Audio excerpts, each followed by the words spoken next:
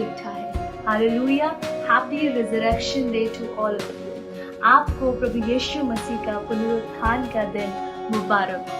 परमेश्वर का धन्यवाद करते हैं कि हमारे प्रभु यीशु मसीह ने हमारे लिए, मेरे और आपके लिए, हमें पापों से निजात दिलाने के लिए क्रूस की मृत्यु को सहा और क्रूस की मृत्यु के बाद हमें अनंत जीवन दिलाने के लिए तीसरे दिन जिंदों की जमीन पर फिर दोबारा जिंदा हो गया। हालेलुया, एकमात्र ऐसा परमेश्वर है जो मरने के बाद फिर से जिंदा हो गया और आज बाप के दाहिनी ओर जाके स्वर्ग में बैठा है और मेरे और आपके लिए विनती कर रहा है उससे। हालेलुया, मैं खुदावन का धन्यवाद करती हूँ।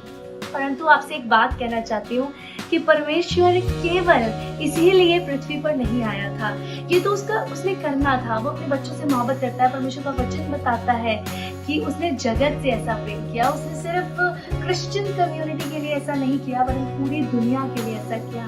वरन इसके पीछे एक और भी रीजन था जो मैंने परमेश्वर से, जो मैंने वचन से सीखा है। परमेश्वर ने, प्रभु यीशु मसीह ने हमें जीना सिखाया।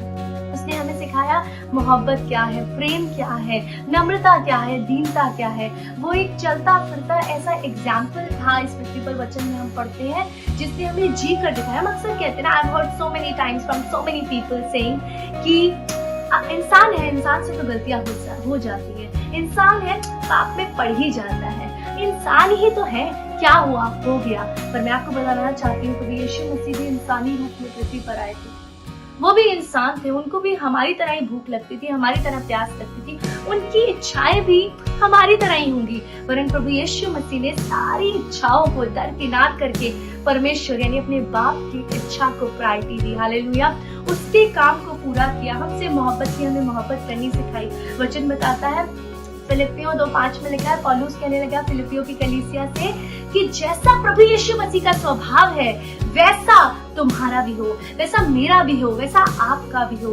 हमारा स्वभाव हमारे प्रभु यीशु मसीह जैसा होना चाहिए जो उसने हमें इस पृथ्वी पर रहते हुए दिखाया है। वो जयवंत परमेश्वर था और हमारे लिए उसने कहा है कि हम जयवंत से भी बढ़कर है। हालेलुया, मैं और आप जयवंत से बढ़कर है। हम बीमारियों में हंसकर रोने के लिए नहीं बैठे, हम तकलीफों में पड़े रहने के लिए नहीं बैठे, हम गड्ढों में गिरे रहने के लिए नहीं बैठे। हम उस परमेश्वर की संतान है, यीशु की संतान है जो जिंदा है और मुझे और आपको भी हर एक परिस्थिति में जिंदा देखना चाहता है। इसलिए मेरी प्रार्थना होगी, मैं आप सबके लिए प्रार्थना करना चाहती हूँ इस समय में कि प्रभु यीशु मसीह के नाम से अगर कहीं भी किसी भी परिस्थिति में आपको किसी भी सिचुएशन में, आपकी कोई भी ऐसी कंडीशन है, कोई भी परिस्थिति है, अगर आपको मुर्दानगी महसूस हो रही है, आपको ऐसा लग रहा है चीजें खराब हो गई, अब सही नहीं हो सकती, अब तो ये चीज मुझसे छूट गई है, अब नहीं मैं दोबारा इसको पा सकता, हासिल कर सकता, तो मैं आपको बताना चाहती हूँ प्रभु यीशु मसीह जीवन देने आया था और उसने हमें अनंत काल का जीवन दिया और आपकी मुर्दानगी